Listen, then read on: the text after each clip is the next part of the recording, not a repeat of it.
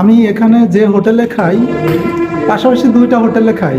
তো আজকে দুপুরে একটা হোটেলে খাইতে গেছি, ইলিশ মাছ হলো 120 টাকা করে, ছোট ছোট পিস।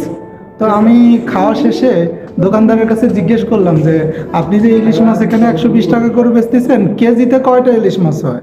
তো সে বলল যে এইটা প্রতি কেজিতে 4টা করে ইলিশ মাছ হয়। আর 4টা করে ইলিশ মাছ যে 1 কেজি হয়, এইগুলোর কেজি কিন্তু আপনার 600 টাকার ভিতরে।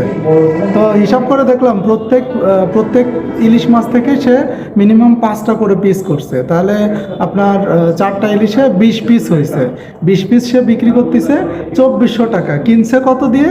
মাত্র 600 বা 650 টাকা দিয়ে। সাথে একটু তরকারি টরকারি আছে, সব মিলায় 2400 টাকা বিক্রি করতেছে। মজার ব্যাপার হলো, ঠিক তার পাশে আরেকটা হোটেল আছে, তারাও ইলিশ মাছ বেচতেছে, একই সেম সাইজ, তারা 60 টাকা করে বেচতেছে।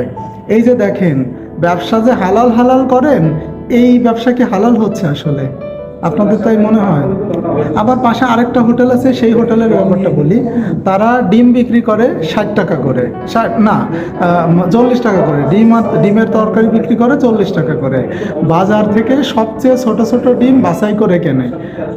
ঠিক একই জায়গায় অন্য হোটেল আছে, তারা বাজারের সবচেয়ে বড় বড় ডিম বিক্রি করে, তারা কিন্তু দাম আরও কম রাখে। এই ধরেন কত 30 টাকা করে বিক্রি করে, মানে ডিম এবং তরকারি মিলে।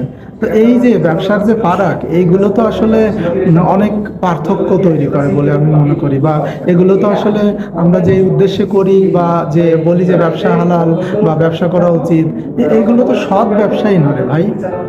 এই ধরনের ব্যবসা তো করতে বলা হয় নাই। এ তো মানুষজনকে ঠকানো হচ্ছে।